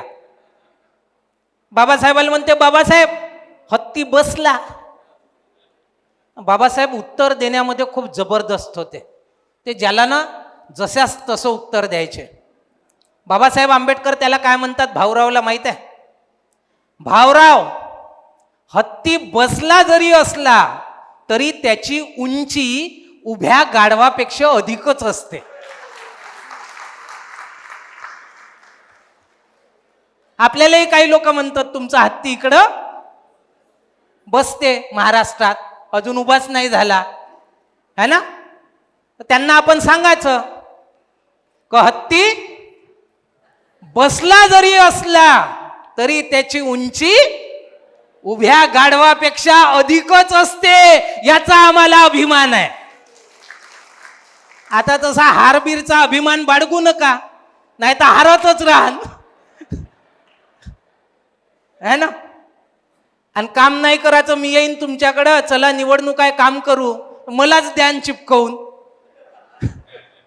जाऊ द्या ना, काय काम करायची गरज आहे. हत्ती बसला जरी असला तरी त्याची उंची उभ्या गाढवापेक्षा जास्तच असाल. मी असाच करून पाहत राहीन. आता याला काय बोलू. आपल्या लोकांना तशी सवय खूप आहे, आपल्या हिताचा अर्थ काढून घ्यायची है ना. तर तसं नको करा. बहन मायावतीजी आजही आपल्या राष्ट्रीय अध्यक्ष आहेत. भारताची तिसरी राष्ट्रीय पक्ष आहे बॅक, आणि आपल्या पक्षाचा नारा आहे बीएसपी की क्या पहचान, नीला झंडा हाती निशान. आणि नीला झंडा समतेचं प्रतीक आहे, आणि हत्ती निष्पाप प्राणी बलाढ्य शक्ती, हे मगाशी अंतर रत्नपारखी सरांनी आपल्या पुढे सांगितलेलं आहे, ते मी आता काही रिपीट करत नाही. तर याचा अभिमान आपण निश्चितपणे बाळगू, पण थोडीशी लाजही बाळगू. अभिमान यासाठी बाळगू की ज्या लोकांनी आपल्यापासून मुवमेंट समजली, शिकले, उत्तर भारतात रिझल्ट आले, पण महाराष्ट्र अजूनही, वापरू का शब्द, वांझोटा आहे. आणि तो आमच्या माथ्यावरचा कलंक आहे की या महाराष्ट्रात महात्मा ज्योतिबा फुले जन्माला आले, याच महाराष्ट्रात छत्रपती शाहूजी महाराजासारखा राजा झाला. या महाराष्ट्रात जगातला सगळ्यात मोठा विद्वान, सिम्बॉल ऑफ नॉलेज ज्याला म्हटल्या जाते, ते बाबासाहेब आंबेडकर झाले. याच महाराष्ट्रात कांशीरामजींनी चळवळीला सुरुवात केली, पण आमचा महाराष्ट्र अजूनही रिझल्ट नाही देऊ शकला. याची थोडीशी आपण, जसा चळवळीवर अभिमान बाळगतो ना, तशी थोडीशी लाजही जर बाळगली तर त्या लाजेपोटे का होईना आपण येणाऱ्या निवडणुकीमध्ये काहीतरी हातपाय चांगले मारू आणि काहीतरी रिझल्ट द्यायसाठी प्रयत्न करू. नाही तर मग आहेच, तसंही अपमानित तर झालोच आहो ना, कलंकित तर झालोच आहो ना, जाऊ द्या ना, करा ना खतम, काय फरक पडते, असेच जगलो असेच मरू. असं नाही करू, आपण काहीतरी करण्याचा प्रयत्न करू. हे सगळे रिझल्ट त्याच्यानंतर बॅक, हे त्या लोकांसाठी ज्यांना असं वाटते की सगळे आंबेडकरवादी पक्ष एकत्र आले म्हणजे आपण जिंकून येतो. हे नागपूरचे आकडे आहेत. नेक्स्ट, हे नागपूरचे आकडे आहेत. Nagpur Lok Sabha, BSP, Vanchit, BRSP, Bahujan Mukti party, people party of India, democratic आणि आंबेडकराईट पार्टी ऑफ इंडिया, मानकर, आणि हे जेवढे होते आंबेडकरवादी पक्ष नागपूरमधून उभे होते एवढेच होते. सगळ्यांच्या मताची टोटल केली तर किती मतं मिळाले? 63,567.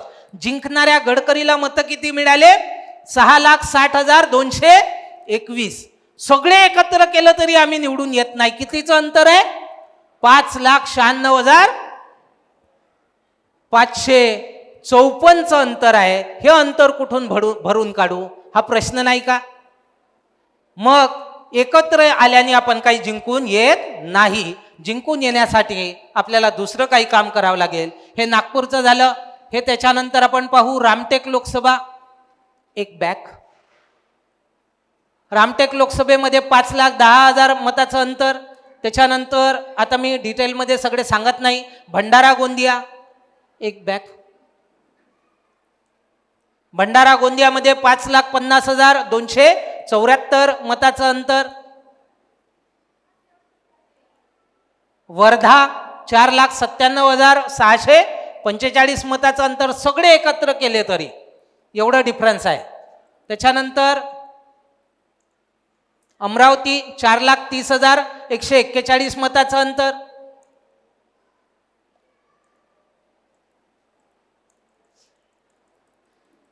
काहीच लोकसभा क्षेत्र मी निवडले आणि म्हणून सगळे आंबेडकरवादी पक्ष आले तर आपण जिंकून येत नाही. कांशीराम साहेबांनी जे सांगितलं, बहुजन समाज एकत्र करणे, ओबीसीच्या 3,743 जाती, शेड्यूल कास्टच्या 1,500 जाती, शेड्यूल ट्राईबच्या 1,000 जमाती, यांना जेव्हा आपण एकत्र करू तेव्हा बहुजन समाज बनेल. आणि ज्या दिवशी बहुजन समाज बनेल त्या दिवशी कोणाच्या बापाची ताकद नाही बहुजन समाजाला थांबवण्याची. पण तो बहुजन समाज एकत्र आला पाहिजे. त्यासाठी जागृती करावी लागेल, कॅडर कॅम्प घ्यावे लागतील, सभा संमेलनं घ्यावं लागेल आणि चळवळीचा इतिहास समजावून सांगावं लागेल. त्या अनुषंगाने आपलं हे सगळं कामं सुरू आहेत. या अनुषंगाने आपण पुढे वाढलं पाहिजे. मग आपण पाहतो फुल्यांची वगैरे चळवळ आहे ते आता मी सगळं स्किप करतो. सगळ्यांना माहीत आहे, वारंवार सांगत आलेलो आहे. विद्येविना मती गेली, मतीविना नीती गेली, नीतीविना गती गेली, गतीविना वित्त गेले, वित्ताविना शूद्र खचले. एवढे सगळे अनर्थ एका अविद्येने केले. शाहू महाराजांची चळवळ, बाबासाहेब आंबेडकरांची मुवमेंट, त्याच्या संदर्भात बरंच काही मी मगाशी सांगितलं आहे. त्याच्यानंतर अनेक गोष्टी आहेत, पण आता पुन्हा वेळेअभावी काही गोष्टी आपण स्किप करू. कांशीराम साहेबांनी आम्हाला 5 प्रकारच्या ताकद सांगितलेल्या आहेत. त्या ताकद कॅप्चर करावं लागतील. पहिली आहे राजनैतिक ताकद, दुसरी आहे अक्षरशाहीची ताकद, ब्युरोक्रॅटिक पॉवर, तिसरी आहे आर्थिक ताकद, चौथी आहे जागीरदारीची ताकद, 5वी आहे सांस्कृतिक ताकद. या ताकदला कॅप्चर करण्याचा मार्ग त्यांनी आम्हाला स्वतः सांगितलेला आहे. ते म्हणतात, चमचा युग से बाहर निकलने के लिए उपाय, वे आउट, ये कांशीराम साहब ने हमको बताए. पहिलं ते सांगतात, डॉक्टर अंबेडकर के खुद के प्रयास चमचा युग से बाहर निकलने के लिए उन्हें सेपरेट सेटलमेंट की बात की. पूना पैक्ट का खुद उन्होंने धिक्कार किया. ये बाबा साहब की कोशिश थी चमचा युग से बाहर निकलने की. दुसरा ते सांगतात, आंबेडकर परवर्ती स्थिती म्हणजे बाबासाहेब गेल्याच्या नंतर subsequent situation, post Ambedkarite era ज्याला आपण म्हणू, त्यामध्ये काय प्रयत्न झाले. आणि पुढे ते असं सांगतात, अल्पकालिक समाधान, आमच्या समस्येचं टेम्पररी सोल्युशन. काय म्हणतात, सामाजिक कार्यवाही, म्हणजे लोकांना जागृत करा. या देशातला जो इतिहास आहे तो ब्राह्मणवादाच्या हकमध्ये, त्याच्या फेवरमध्ये आहे. आम्हाला आपल्या फेवरचा इतिहास निर्माण करावा लागेल. आमच्या महापुरुषाचा संघर्ष जो ब्राह्मणवाद्यांनी दफनवला आहे त्याला आम्हाला उजागर करावं लागेल. दुसरं दीर्घकालिक समाधान, लॉंग टर्म सोल्युशन, राजनैतिक कारवाई, पॉलिटिकल पॉवर अचीव करावी. ते टेम्पररी सोल्युशनमधून म्हणजे सामाजिक परिवर्तनातून राजनैतिक परिवर्तन होईल. आणि तिसरं म्हणतात स्थायी समाधान म्हणजे सांस्कृतिक परिवर्तन आणि त्यावर नियंत्रण. अशा पद्धतीचं कांशीराम साहेबांनी आमच्या पुढे मांडणी केलेली आहे. त्या दिशेने आम्हाला वाटचाल केली पाहिजे. त्यांनी बामसेपचा ढाचा बिछा आमच्या पुढे सांगितलेला आहे. तो आपल्या सगळ्यांना माहीत आहे. 10 विंग, 10 आणि 10 20 टोटल विंग आपण म्हणू. कांशीराम साहेब बामसेपच्या इंट्रोडक्शनमध्ये लास्टमध्ये आम्हाला सांगतात की शेवटचा आहे, अंत में मैं दलित शोषित भारतीयों के दुश्मनों द्वारा संगठन के संभावित तोड़फोड़ और विघटन के प्रति सतर्क करना चाहूँगा कि इस प्रकार की शरारतें कार्यकर्ताओं के बीच घुसपैठ करने या संभवता उन्हें खरीद कर की जा सकती है. आज तो प्रोजेक्टर ने खूब त्रास दिला बा. मुझे भय है कि बामसेफ की स्थिति आज बड़ी नाजुक दौर पर है। अतएव मैं बामसेफ के उन साथियों, सदस्यों, कार्यकर्ताओं, शुभचिंतकों को और निर्माताओं जिन्होंने बामसेफ को बनाने के लिए इतने लंबे समय तक कष्ट उठाए हैं को चेतावनी देता हूँ कि उन्हें इसकी सुरक्षा और दीर्घ जीवन की व्यवस्था करना आवश्यक है, हे कांशीराम साहेब आम्हाला सांगतात। त्या दिशेने आपण नक्की वाटचाल करावी। येणाऱ्या निवडणुकामध्ये BSPला वोटिंग करावं, कॅडर कॅम्प घ्यावे, लोकांना समजावून सांगावं, आपलं जे महत्त्व आहे ते ओळखावं। इथे नवीन लोकांना चळवळीच्या बद्दल तेवढं माहीत नाही आणि जुने लोक थोडंसं अनइझी फील करत आहेत। त्यांना असं वाटतं की आम्ही आता म्हातारे झालो आणि आता आम्ही काय करणार। ज्यावेळी आम्ही तरुण होतो त्यावेळी आम्ही चळवळीमध्ये बरंच काम केलं।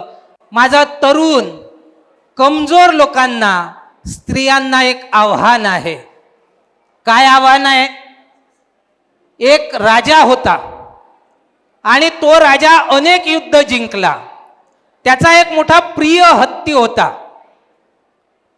कालांतराने राजाही म्हातारा झाला, हत्ती म्हातारा झाला आणि तो म्हातारा हत्ती, कमजोर हत्ती एक दिवस काय झालं, जाऊन एका दलदलीमध्ये फसला। राजाचा जीव होता त्या हत्तीवर, कारण त्याने अनेक लढायांमध्ये राजांना जिंकवलं होतं आणि राजा खूप हताश झाला। अनेक प्रयत्न केले की हत्ती दलदलीतून बाहेर यावा, पण हत्तीनेही पूर्ण ताकद लावली, सगळं झालं, पण हत्ती काही दलदलीतून बाहेर येईना। अशा वेळी राजाने एका विद्वानाला विचारलं की म्हणे काही करा पण माझ्या हत्तीला बाहेर काढा, माझा हत्ती दलदलीमध्ये फसला आहे, खूप असहाय्य झालेला आहे, खूप कमजोर झालेला आहे, खूप प्रयत्न करतो आहे, शेवटी त्याने हिम्मत हारली आहे। आता असं वाटते की हत्ती त्या दलदलीतच फसून मरून जाईल। त्या विद्वानाने युक्ती लावली आणि म्हणाला, तुझ्या हत्तीने तुला अनेक लढाया जिंकवल्या? तर म्हणे हो। त्या राजाने काय केलं की युद्धाची काय म्हणतो आपण ते वाजवतात, रणशिंग फुंकणे, नगाडा वाजायला लावला, नगाडे आणले आणि त्या हत्तीच्या पुढे युद्धाचे नगाडे वाजवले आणि तो कमजोर हत्ती एकाएक ताकद घेऊन त्या दलदलीतून स्वतः बाहेर निघाला।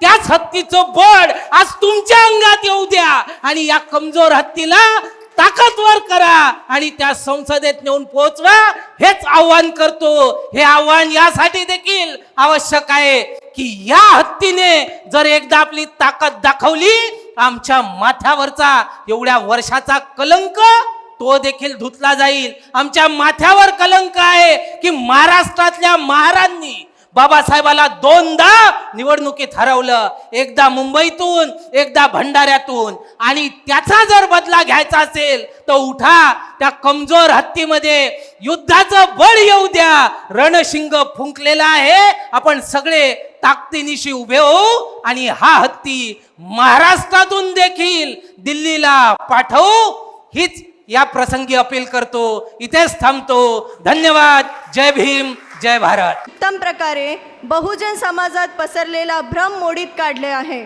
इतिहासाचे दाखले देत आपण अतिशय उत्तम प्रकारे महापुरुषांचे विचार मांडून मानवतावादी चळवळ अतिशय प्रभावीपणे समजावून सांगितली, त्याबद्दल आपले खूप खूप आभार करते।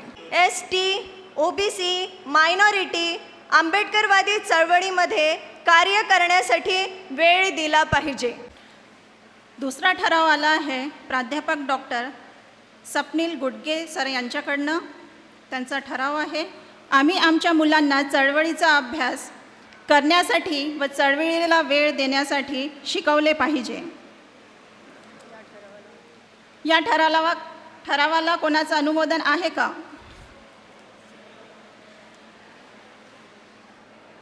अध्यक्षांच्या परवानगीने हा ठराव इथे पारित करण्यात आलेला आहे। तिसरा प्रस्तावित ठराव आलेला आहे पवन सोमकुवर सर यांच्याकडून। यांचा प्रस्ताव आहे, देशातील एकमेव राष्ट्रीय आंबेडकरवादी पक्ष बहुजन समाज पक्षाला मजबूत करण्यासाठी आजच्या बहुजन परिषदेमध्ये संकल्प केला पाहिजे। या ठरावाला कुणाचे अनुमोदन आहे का? अध्यक्षांच्या परवानगीने हा ठराव इथे पारित करण्यात येत आहे. चौथा प्रास्ताविक ठराव आहे माधवी बोरकरताई यांच्याकडून. त्यांचा प्रस्ताव आहे, बहुजन समाजाला गुलाम बनवणारे सण आम्ही साजरे करणार नाही. या ठरावाला कोणाचं अनुमोदन आहे का? हाही ठराव इथे प्रस्तावित करण्यात आला आहे.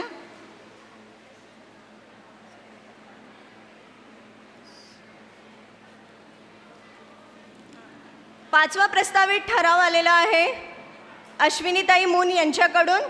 त्यांचा प्रस्ताव आहे, या मानवतावादी चळवळीला बळकट करण्यासाठी आम्ही सर्व सुशिक्षित महिलांनी संकल्प केला पाहिजे व रविवारला मटण डे ऐवजी मिशन डे बनविला पाहिजे. या ठरावाला कुणाचे अनुमोदन आहे का?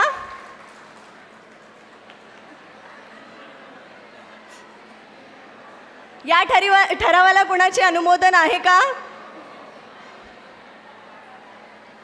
अध्यक्षांच्या परवानगीने हा ठराव इथे पारित करण्यात येत आहे.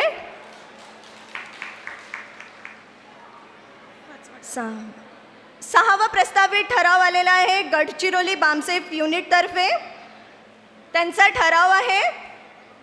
त्यांचा प्रस्ताव आहे, बहुजन परिषदेच्या निमित्ताने गडचिरोली जिल्ह्यात एक डॉक्टर बाबासाहेब आंबेडकर यांच्या व बामसेफच्या 50व्या व भारतीय स्वातंत्र्याच्या 75व्या अमृत महोत्सवनिमित्त 10,000 स्क्वेअर फीट जागेवर डॉक्टर बाबासाहेब आंबेडकर यांच्या नावाने भव्य सभागृह निमित्तीस बामसेफ महाराष्ट्र प्रदेशने मान्यता व मंजुरी देऊन ठराव करावा. या ठरावाला कुणाचे अनुमोदन आहे का? अध्यक्षांच्या परवानगीने हा ठराव इथे पारित करण्यात येत आहे. बहुजन परिषदेचा अंतिम टप्पा म्हणजे आभार प्रदर्शन. तो टप्पा आभार प्रदर्शनाचा आहे. उपस्थितांना नम्र विनंती आहे की कोणीही जागेवरून उठू नये, अनुशासन पाळावे. ऊर्जानगर बामसेफ संयोजक ओमप्रकाश येरणे साहेब यांना विनंती करते की त्यांनी परिषदेचे आभार प्रदर्शन करावे व परिषदेच्या समाप्तीची घोषणा करावी. धन्यवाद. केलेले आहे त्या सर्व महापुरुषांना माझे विनम्र अभिवादन.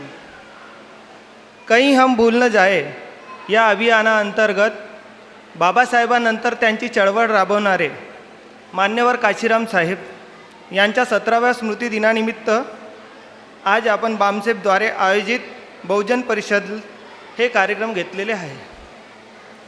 आजच्या कार्यक्रमाला लाभलेले प्रमुख मार्गदर्शक तसेच आजच्या कार्यक्रमाचे अध्यक्ष माननीय ॲडव्होकेट अतुल पाटील सर, जे आंबेडकरीवादी चळवळीचे अभ्यासक आहेत, त्यांनी आमचे खूप छानरित्या मार्गदर्शन केल्याबद्दल मी बामसेफ टीमतर्फे त्यांचे आभार मानतो. तसेच आजच्या कार्यक्रमात विविध विषयावर मार्गदर्शन करणारे वक्ते माननीय वैशाली धनविजय मॅडम यांचे मी आभार मानतो. माननीय मनीषा नेताम मॅडम यांचे मी आभार मानतो. माननीय नीळाताई भालेकर मॅडम अमरावती यांचेसुद्धा मी आभार मानतो. तसेच भंडारा येथून लाभलेले माननीय पराग संबरकर साहेब यांचे पण मी आभार मानतो. डॉक्टर लालचंद रामटेके साहेब भंडारा यांचेसुद्धा मी आभार मानतो.